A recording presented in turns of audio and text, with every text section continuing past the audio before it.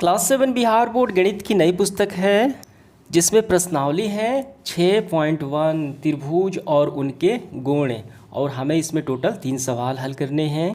देखिए, इन सवालों को हल करने से पूर्व आपको इस अध्याय से संबंधित कुछ महत्वपूर्ण बातों को समझना पड़ेगा ताकि ये आपको जो चैप्टर है इसको हल करने में सरलता और आसानी आ जाए। आइए उसको हम पहले समझ लेते हैं। देखिए, यहाँ पे आपको गौर करना है। तो त्रिभुज की परिभाषा क्या होती है?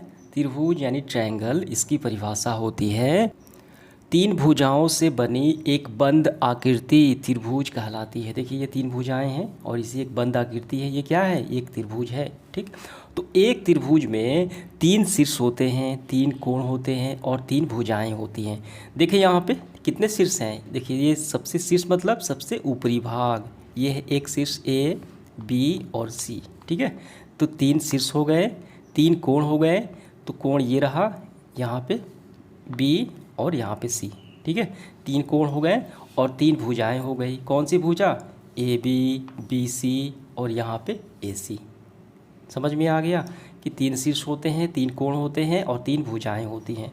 देखिए, कोण को हम कैसे डिनोट करते हैं? अगर कोण को हमें दिखाना हो, जैसे कि यहाँ पे कोई कोण बन रहा है तो यहाँ पे जो देखिए यहाँ पे ये जो कोण है इसको दिखाना हो तो कैसे लिखेंगे? कोण हमेशा बीच में लिखा जाता है, तो हम लिखेंगे कोण ए बी सी।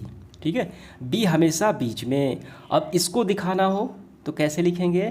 तो हम लिखेंगे कोण यानी angle A C B, A C B, C हमेशा बीच में। और इसको दिखाना हो तो हम लिखेंगे कोण बी ए सी।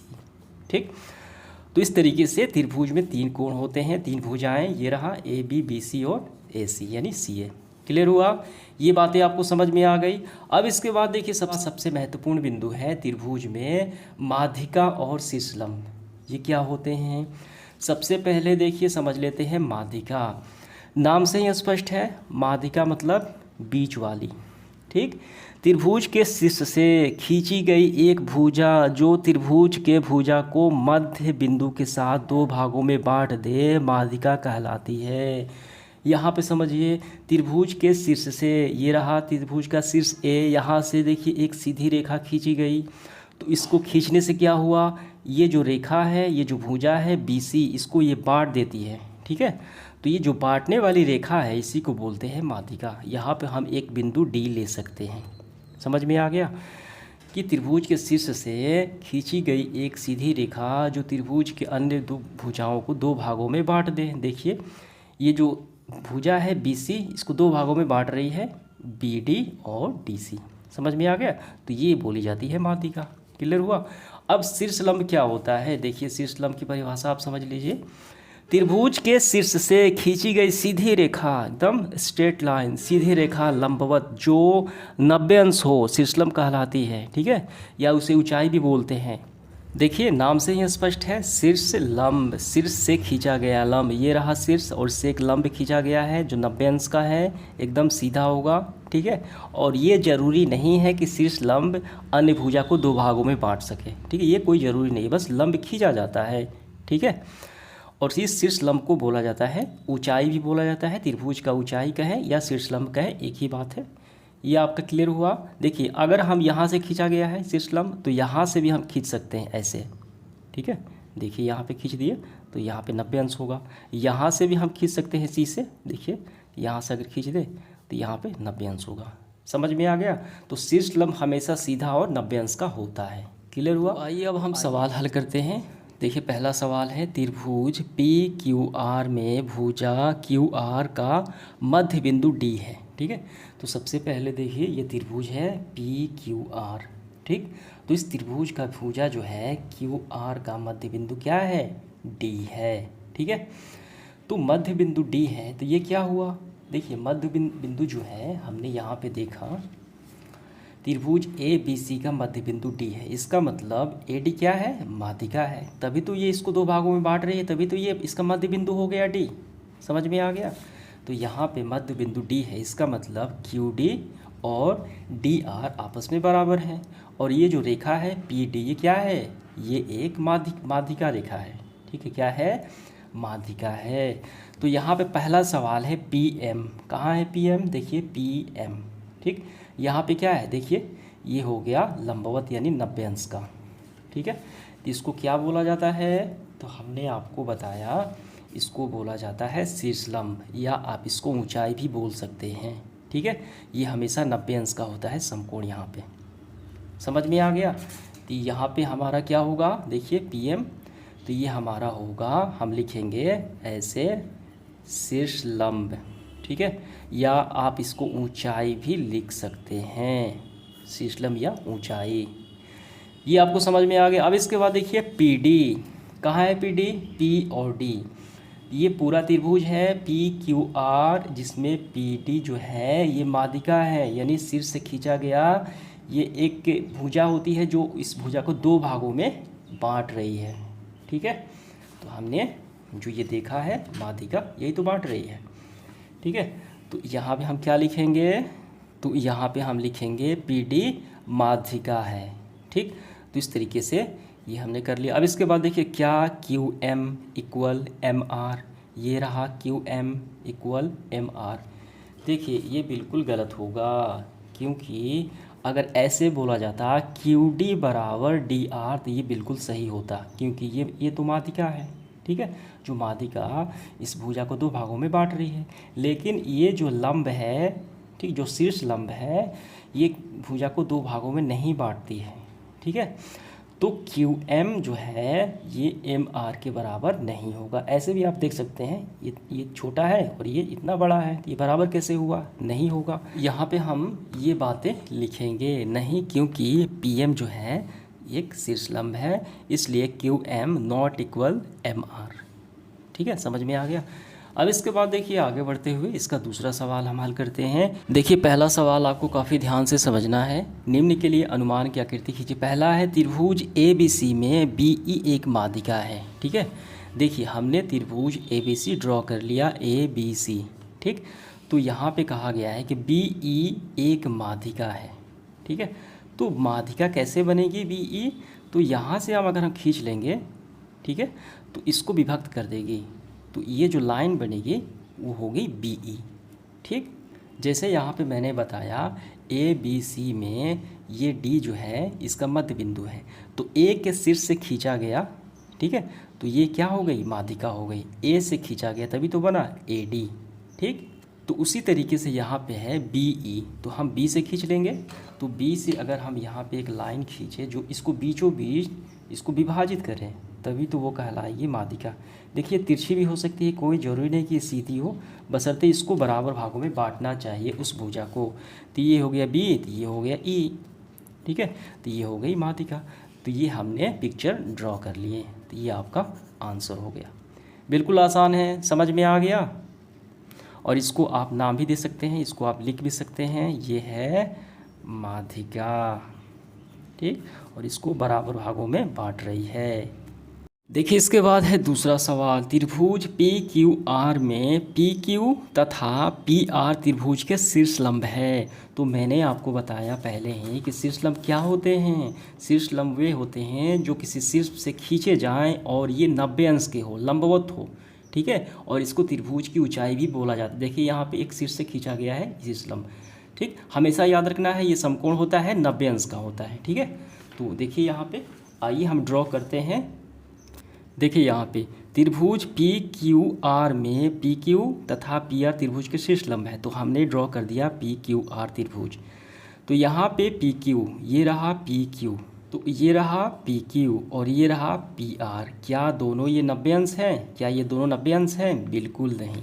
तो ये पिक्चर आपको नहीं बनाना है, ये समझाने के लिए है आपको। तो आपको कैसे बनाना है? तो आपको बनाने हैं ऐसे, ठीक है। देखिए त्रिभुज PQR हो गया। अब यहाँ पे शीर्षलंब हो गए PQ, ये हो गया PQ, ठीक है। देखिए ये 90 अंश हो गया, 90 अंश मतलब एकदम सीधा, और ये हो गया PR, तो इसके लिए भी ये समकोण है। समझ में आ गया? तो ये इसका शीर्षलंब हो गया। तो यही पिक्चर आपको ड्रॉ कर लेना है, यही आपका आंसर हो गया, ठीक है। ये आपको सिर्फ समझाने के लिए है, ये नहीं बनाना है, ये आपको बना लेना है, ठीक। देखिए इसके बाद अगला सवाल है सी नंबर। त्रिभुज एक्स वाई जेड में वाई एल एक शीर्ष लंब है, ठीक है, और उसके बहिर्भाग में है, ठीक। जैसे यहाँ पे हमने देखा, तो ये जो शीर्ष लंब बनेगा वो त्रिभुज के बाहरी भाग में बनेगा। तो इसको हम देखिए कैसे बनाते हैं। एक्स वाई जेड पहले हम लोग त्रिभुज ड्रॉ करते हैं। देखिए ऐसे, ये हो गया एक्स, ये हो गया वाई, और ये हो गया जेड, ठीक है। तो एक्स वाई जेड में वाई एल एक शीर्ष लंब है। तो वाई कहाँ है, ये रहा वाई, और ये रहा। तो इसको हम ऐसे शीर्ष से अगर लंब डालें, ठीक है, तो ये शीर्ष लंब बन गया। इसको हम एल नाम दे देते हैं, ठीक है। ये तो आसानी से बन गया, लेकिन यहाँ पे शर्त के अनुसार बहिर्भाग में है। जो हमने ये बनाया ये त्रिभुज के अंदर बन गया। तो इसका मतलब ये जो हमने बनाया अभी ये हमारा गलत हो गया। समझ में आ गया। तो ये हमें जो बनाना है, तो ये जो हमें शीर्षलंब हमने ये जो बनाया त्रिभुज की ऊंचाई शीर्षलंब, हम इसको त्रिभुज के बाहर बनाएंगे, यानी हम इसको यहाँ बना सकते हैं, ठीक है। तो ये आकृति हमारी गलत हो गई। तो कैसे बनाएंगे सही आकृति, तो देखिए बनाते हैं। ये हमारी गलत हो गई। तो सबसे पहले देखिए आपको ऐसे ड्रॉ करना है, ठीक, और फिर आपको एक लाइन खींच लेना है ऐसे ऊपर, यहाँ पे हो गया। अब इसके बाद इसको यहाँ पे आपको थोड़े से ऐसे मिला लेना है, थोड़ा सा टेढ़ा आपको कर लेना है इसको। देखिए स्केल की मदद से हम इसको थोड़ा खींच लेते हैं, ऐसे हमने खींच लिया, ठीक। तो इसका नाम देंगे एक्स, इसको वाई, और ये रहा जेड। एक्स देखिए एक्स वाई जेड, ठीक। और यहाँ से इस एक वाई से हम एक लंब खींचते हैं एल, ऐसे शीर्ष लंब खींचते हैं। तो शीर्ष लंब हमेशा क्या होगा, ये हमेशा बाहर बनेगा। ऐसे हमने खींच लिया, देखिए हमने ये सीधी लाइन खींच ली, रेखा।